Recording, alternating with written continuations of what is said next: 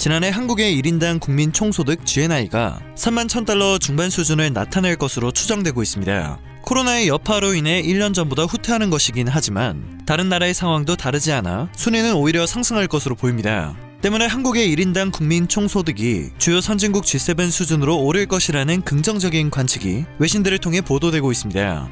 지난 25일 블룸버그 통신은 반도체 등 수출 호조세와 효과적인 코로나 바이러스 방역에 힘입어 한국의 지난해 1인당 국민 총소득이 사상 최초로 주요 7개국 수준에 진입했을 수 있다고 진단했습니다. 블룸버그 통신은 2019년 세계은행의 자료를 인용해 한국의 2019년 1인당 국민 총소득은 33,790달러로 34,530달러를 기록한 이탈리아에 약간 못 미치는 수준이었지만 2020년 이탈리아 경제가 대규모 봉쇄 때문에 약 9% 정도 위축됐을 것으로 전망된다고 전했는데요. 반면에 한국은 코로나 대유행으로 소비자들이 지갑을 닫는 상황에서도 회복세를 이끈 수출 때문에 다른 선진국들과 비교해 경제적 타격이 덜한 상태로 2020년을 마무리했다고 설명했습니다. 26일 한국은행도 지난해 1인당 국민 총소득이 3만 1,000달러 중반 수준을 나타낼 것으로 추정했습니다. 1인당 국민 총소득이 2년 연속 뒷걸음질 치는 것이지만 순위는 미국과 영국, 프랑스, 독일, 이탈리아, 캐나다, 일본 등 G7 국가 중 하나를 앞지를 것으로 전망했는데요. 블룸버그 통신의 분석처럼 추월 가능한 국가는 이탈리아로 추정되고 있습니다. 현재 미국은 수출과 관련된 무역 그리고 물류의 대란이 일어나 난항을 겪고 있습니다. 현재 전 세계의 소비 패턴이 직콕 구매로 바뀌게 되면서 수요의 급증이 물류 시스템을 압도하게 되었는데요. 쉽게 말해 하역도 안 되고 코로나로 공장이 멈추면서 수출도 엄청난 타격을 받은 상태입니다. 물론 이런 상황이 나라가 거의 대부분이라는 것이 세계 경제 하락의 가장 큰 이유이며 그 중심엔 방역이 자리 잡고 있습니다. 방역을 못한 나라는 결국 수출과 수입, 무역 부분에서 최악의 시기를 맞이하고 있는 것입니다. 하지만 현재 한국은 방역을 토대로 멈췄어야 할 공장이 문제없이 돌아가고 있습니다. 게다가 수요가 급증하더라도 완벽한 물류 시스템으로 현재 상황을 타개하고 있습니다. 이날 한국은행은 지난해 한국의 실질 GDP 성장률을 함께 발표했는데요. 지난해 실질 GDP 성장률은 마이너스 1%로 당초 전망치인 마이너스 1.1%보다 웃도는 수준을 보였습니다.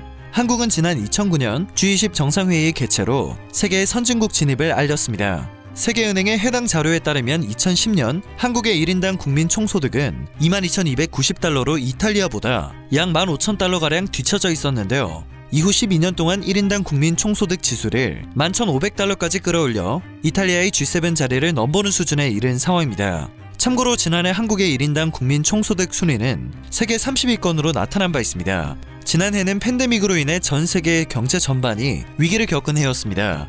지난해와 올해 세계 경제 관련 지수는 코로나 방역 대처와 대응 방식으로 그 결과가 나뉘고 있다고 해도 과언이 아닌데요. 실제로 이러한 현상은 장래 경기 동향을 전망하는 경기 선행지수 CLI에서도 나타나고 있습니다. CLI는 경기 방향성을 예측하는 지표로 지수 100을 기준으로 이하일 경우 경기가 침체할 것으로 전망됩니다. 반대로 100 이상의 수치는 경기가 팽창할 것으로 예상할 수 있겠습니다. 26일 발표된 OECD 지표에 따르면 G7 국가들의 경기 선행지수는 팬데믹의 타격으로 지난 2020년 3월 일제히 폭락한 것을 확인할 수 있었습니다. 특히 봉쇄 조치 등으로 지난해 4월 G7인 영국과 프랑스는 각각 86.93, 88.50으로 낙폭이 가장 컸는데요. 반면 한국은 강도 높은 사회적 거리두기와 해외 입국자 검역 강화 등으로 방역한 결과 경기 선행지수 상승세를 기록했습니다. 즉 이것은 무역 수출과도 밀접한 관련이 있는데요. 봉쇄 조치를 시행하면서 수출을 하고 싶어도 하지 못하는 그런 상황이 현재 유럽과 각국에서 제일 큰 난제인 것입니다. 건국대학교 경제학과 교수는 2020년 한국의 2분기 수출이 곤두박질 쳤지만 1차 전국민 재난지원금 지급 등으로 내수가 받쳐주기 시작하면서 하반기 수출을 치고 나갈 수 있었다며 수출 단가와 바이오 헬스 등 K방역과 관련된 것들이 이를 많이 주도했다고 설명했습니다. 이어 지난 1년간 경제 성적표는 K방역과 밀접하게 관련되어 있다고 분석했습니다. 지난해 한국은 주요 선진국의 셧다운으로 인해 2분기 성장률이 급락했는데요. 11월에 들어서면서 수출이 다시 살아나는 모습을 보였습니다. 때문에 한국의 경제 규모 순위도 올라갈 것이라는 전망이 많이 나오고 있는데요. 국제통화기금 IMF의 세계 경제 전망 보고서에 따르면 2020년 한국의 GDP는 1조 5,868억 달러로 전 세계에서 10번째가 됩니다. 지난해 12위를 기록한 것과 비교하면 2계단 상승한 결과입니다. 또한 전 세계의 인정을 받은 코로나 방역과 이에 따른 경제 성장 및 경기 회복 예상은 외교적 위상까지 바꾸는 모양새입니다. 지난 16일 영국 총리실은 오는 6월 영국 코널 카비스만에서 열릴 올해 G7 정상회의 일정을 발표했는데요. 발표를 통해 호주와 인도 등의 나라와 함께 한국을 게스트 국가로 공식 초청했습니다. 2008년 일본 홋카이도 G7 정상회의에서 이명박 전 대통령은 참관인 자격으로 참석을 한 바 있습니다.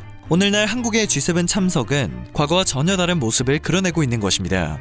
코로나로 인한 팬데믹 사태로 인해 전 세계가 위기를 겪었고 경제에는 엄청난 타격이 발생했는데요. 이러한 극한의 상황에서 한국이 눈에 띄게 선방을 했다는 평가를 받고 있어 정말 자랑스럽습니다. 오늘 전해드릴 소식은 여기까지입니다. 영상이 정보가 되셨다면 그리고 도움이 되셨다면 그것만으로도 감사드립니다. 늘 새롭고 유익한 뉴스를 전하는 로버튜브 되겠습니다.